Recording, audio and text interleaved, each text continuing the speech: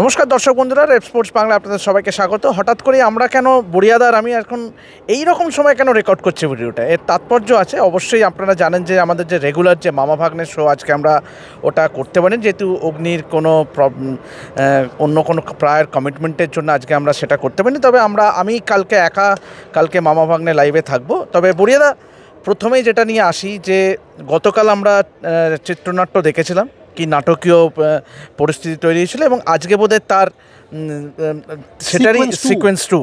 মানে আজকে দেখলাম যে পুরো ইংল্যান্ড ক্রিকেটাররা, জো রুট থেকে আরম্ভ করে অলি পোপ, এমনকি ব্রেন্ডন ম্যাকালাম পর্যন্ত উইকেটের ওপরে রীতিমতো দাঁড়িয়ে শ্যাডো করছে। এবং সেখানে আইস ব্যাগ যে নিয়ে আপত্তি ছিল, যে এখানকার যে হেড কিউরেটর যে নিয়ে আপত্তি ছিল লি ফর্টিসের, মানে পুরো বিষয়টা নিয়ে কি বলবে? আমরা সবাই আজকে হাজির ছিলাম, আমাদের চোখের সামনে ঘটলো। অলিপোপ কোন জুতো পরেছিল সেটা দেখেছিলে কি? ব্যাটিংয়ের জুতো পরেছিল। অলিপোপ ব্যাটিংয়ের জুতো পরে, জো রুট ব্যাটিংয়ের জুতো পরে পিচের ওপরে আই থিঙ্ক জ্যাক ক্রলিও গেছিলো একবার, গিয়ে ব্রেন্ডন ম্যাকালাম তো অনেকক্ষণ ছিলেন। তাঁরা পিচ দেখলেন। বাইরে তাঁদের পিচ দেখা নিয়ে আমাদের কোনো বক্তব্য নেই, তারা দেখতেই পারেন, তারা খেলবেন, তারা তো পিচ দেখার জন্যই এসছেন। ইনফ্যাক্ট যদি না দেখেন তাহলে আমরা আশ্চর্য হতাম।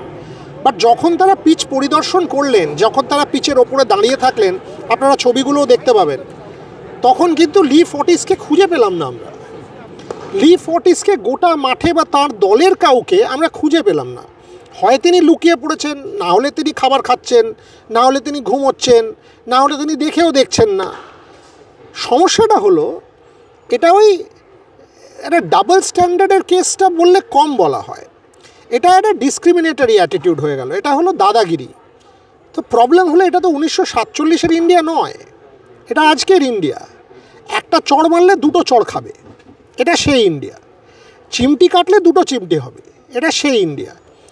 আপনি কেন করলেন এখনও আমরা বুঝলাম না। আজ ইংল্যান্ডকে করলেন না, গতকাল ভারতকে করলেন। আপনি কি ভাবলেন ভারতীয় মিডিয়া এখানে এসে বসে বসে ললিপপ চুষবে? সেটা তো হবে না ভাই। আপনি যদি কোনো কিছু করেন আমরা সেটা কল আউট করবই করব। এবং আপনি যদি কোনো উল্টোপাল্টা বিদ্রুপ মন্তব্য করেন আমরা তার প্রতিবাদ করব। সেটাই ঘটেছে। অনেকে কিন্তু দেবাশিস বলেছে গৌতম কেন এই কথাটা বলল। আমি গৌতমের শব্দগুলো ডিফেন্ড করছি না, একদমই করছি না, কিন্তু আমি তোমাকে এটা জানিয়ে দিই যে এক্স্যাক্ট সিকোয়েন্সটা কী সেটা কিন্তু কেউ জানে না। আমি 7 জনের সাথে কথা বলেছি কালকে, এবং এক্স্যাক্ট সিকোয়েন্সটা তোমার দর্শকদের বলে দিই। প্রথম যখন ব্রেন্ডন ম্যাকালাম এবং রব কি আসেন সকাল 9:30টার সময়, এসে তারা পিচ পরিদর্শন করেন, তাদেরকে কেউ কিছু বলেনি, আজকেরই মতো ইন্সপেক্ট করে তারা চলে গেছেন। আমি আর তুমি ওই জেএম ফিন স্ট্যান্ডে দাঁড়িয়েছিলাম। তারা চলে যাওয়ার পর যখন ভারতীয়রা ওখানে পিচ পরিদর্শন করতে যায়, প্রথম যায়, গিয়ে এটা রীতি বা এটা নিয়ম যে কিউরেটারকে মানুষ জিজ্ঞাসা করে যে ভাই আমরা কি এক্সপেক্ট করতে পারি, আমরা এখান থেকে আগামী 2 দিনে তুমি এইটাতে কি এক্সপেক্ট করতে পারি, কি কন্ডিশন এক্সপেক্ট করতে পারি বলো। তার উত্তর ছিল আগামী 48 ঘন্টায় I will grow the grass more and F U. মানে এটা লি ফর্টিস বলেছে? ইয়েস, এবং এটা 5 জনের সাথে কোরাবোরেটেড। এইখান থেকে ব্যাপারটা বিগড়ে ইন্ডিয়া গিয়ে জিজ্ঞাসা করে যে আমরা আগামী 48 ঘন্টায় কি আশা করতে পারি এই উইকেট থেকে। তার উত্তর ছিল আমি আগামী 48 ঘন্টায় I will grow the grass more and F U. আরে এই কথাটা কেন এলো, কোথা থেকে এলো, এই প্রভোকেশনটা কেন হলো, উনি এটা বললেন কেন, কি কারণে হঠাৎ বললেন, এটা কেউ জানে না। বাই দ্য ওয়ে, তখন গৌতম গম্ভীর প্রতিবাদ করেননি। কারা কারা ছিল সেটাও বলে দিচ্ছি। গৌতম ছিল, শীতাংশু ছিল, কুলদীপ ছিল, আর্শদীপ ছিল, আকাশদীপ ছিল, শার্দুল ছিল, আরও ইন্ডিয়ান সাপোর্ট স্টাফ ছিল। সো এমন নয় যে একটা লোক ছিল, অন্তত 9-10টা লোক ছিল। ওরা যখন এটা ঘটে ওরা ভাবে যে না কোনো এর সাথে কথা বলে লাভ নেই, ওরা ওখান থেকে বেরিয়ে যায়, ওরা ওখান থেকে চলে আসে। ওখান থেকে এসে তখন গৌতম যখন উইকেটের কাছে যাওয়ার চেষ্টা করে, প্রথমে কিউরেটারের কাছে গিয়ে আলোচনাটা হচ্ছে, ঠিক আছে, কিউরেটারের কাছে আলোচনাটা হবার পরে গৌতম পিচের কাছে গিয়ে পিচটা দেখবে, তখন বলে তুমি রোপের বিয়ন্ডে গিয়ে দেখো। এক্স্যাক্ট সম্ভব, এটা সম্ভব। রোপের, আমি বলছি তো তোমাকে, রোপের বিয়ন্ডে গিয়ে দেখো। ওইখানে গৌতম বিগড়ে যায় যে মানে রোপের বিয়ন্ডে গিয়ে দেখবো মানে এটা কি। ওইখানে আবার বচসাটা অন্য মাত্রা নেয়।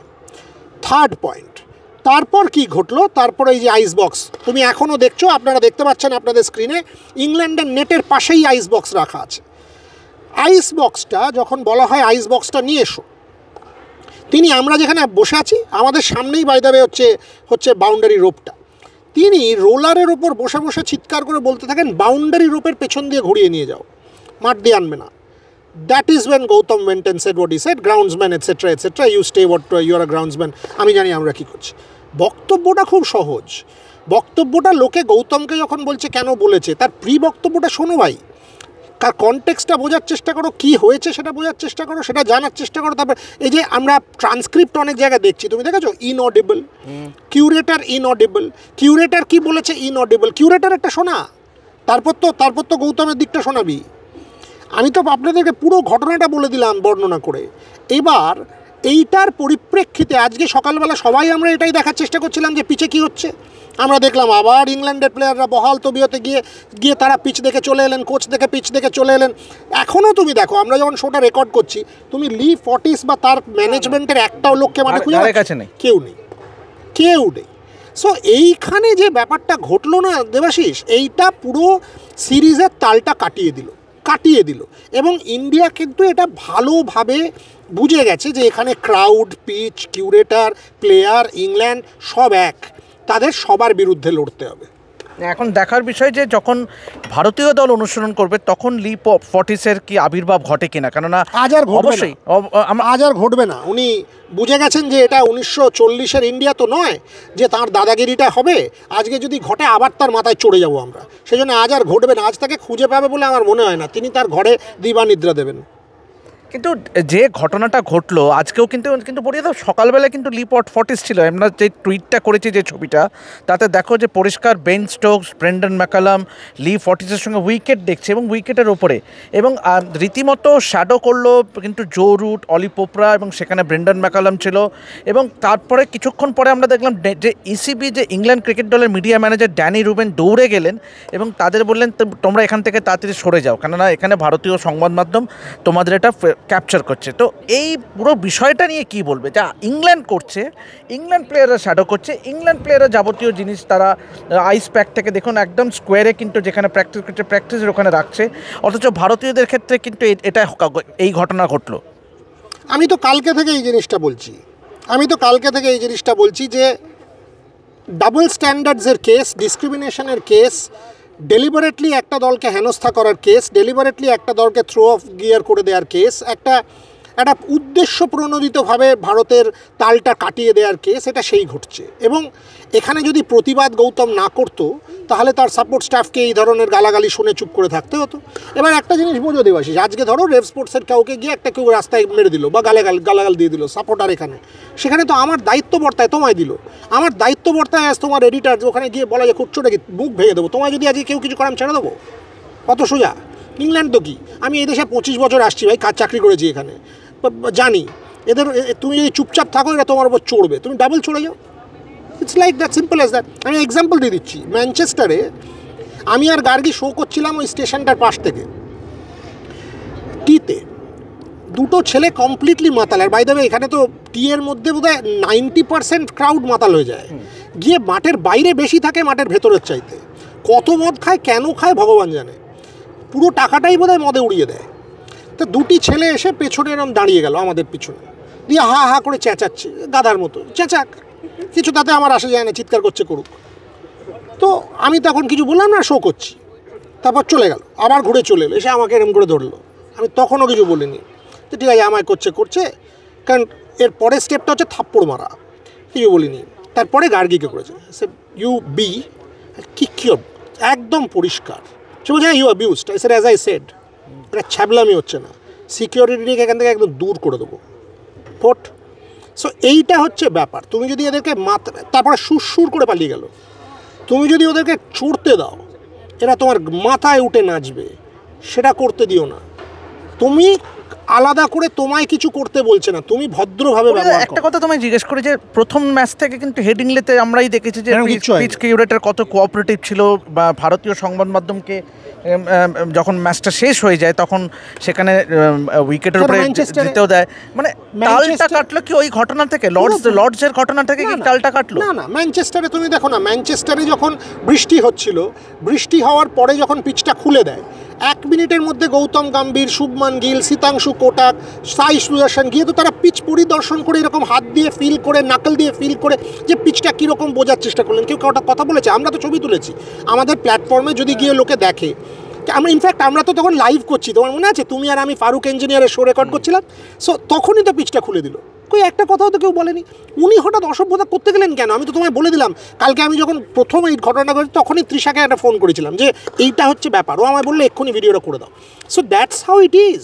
দ্য ট্রুথ ইজ, গৌতম কেন বলছে, কি বলছে, তার একটা ব্যাকগ্রাউন্ড আছে। এবং আপনাকে যদি আজকে আপনার বাড়িতে ঢুকে কেউ গালাগাল দেয়, আপনার যারা বয়সে ছোট তাদের সামনে গালাগাল দেয়, আপনি কি করবেন? আপনি কি চুপ করে বসে তাকে মিষ্টি করে চুমু দিয়ে চলে যাবেন, নাকি প্রতিবাদ করবেন? আপনার রাগ হবে না? আমার তো হবে। আর আপনার যদি না হয় তাহলে আপনি মহান ব্যক্তি। তো বড়িয়াদা, অবশ্যই আমরা এখন এখানে এই ভিডিওটা শেষ করছি, কেননা আমাদের সিকোয়েন্স 3 আমরা নিয়ে আসবো যখন ভারতীয় দল যখন আবার অনুশীলনে আসবে। কেন আমরা কালকে সিকোয়েন্স 1 দেখেছি, আমরা খালনায়ক দেখেছিলাম সঞ্জয় দত্ত, একদম এটা হচ্ছে লি ফোর্টিসের খালনায়ক 1 এবং খালনায়ক 2 এবং খালনায়ক 3 দেখার জন্য আমরা অপেক্ষায় থাকবো যখন ভারতীয় দল অনুশীলনে আসে। তো এখন এ পর্যন্তই, এভাবেই দেখতে থাকুন রেড স্পোর্টস বাংলা এবং এভাবেই সাপোর্ট করতে থাকুন। তুমি একটা জিনিস খেয়াল করেছিলে, লাস্ট স্টেটমেন্ট কালকে যখন আমরা ইংরেজিটা রেকর্ড করছি, বাই দ্য ওয়ে ভিডিওটা গিয়ে দেখুন, এখানে হোস্ট ব্রডকাস্টারের একটি ছেলে আর একটি মেয়ে কাজ করছিল। আমি যখন রেকর্ড করছি তারা কি মজা পেয়েছে, তারা পেছনে শোনা যাচ্ছে হো হো করে হাসছে। হয়ে যাওয়ার পর তারা আমাকে বলছে আপনি যেটা বললেন একদম ঠিক, আমাদের সাথে এটা রোজ হয়। আমি বলছি মানে আর একটু বলো না। তখন সে কনসিয়াস হয়ে গিয়ে আমাকে বলছে অফ দ্য রেকর্ড, সেটাও আছে ওখানে, অফ দ্য রেকর্ড। এসে অফ দ্য রেকর্ডই বলো না বলে সে বললো দেখো এটা এর চরিত্র, বলে চলে গেল। ইসিবি আর ইংল্যান্ড ক্রিকেট আপনারা যাই করুন, এই ভারতীয় দল 2025-এর এই নিউ ইন্ডিয়ার সঙ্গে বেশি পাঙ্গা নেবেন না, পাঙ্গা নিলে যা হবার হবে। তো অন দ্যাট নোট আমি আর বড়িয়াদা সাইন অফ করছি ওভাল থেকে। এভাবেই দেখতে থাকুন রেড স্পোর্টস বাংলা। আমরা আবারও আরেকটা ভিডিও নিয়ে আসবো যখন ভারতীয় দল অনুশীলন শেষ করবে। অন দ্যাট নোট এভাবেই দেখতে থাকুন, ধন্যবাদ।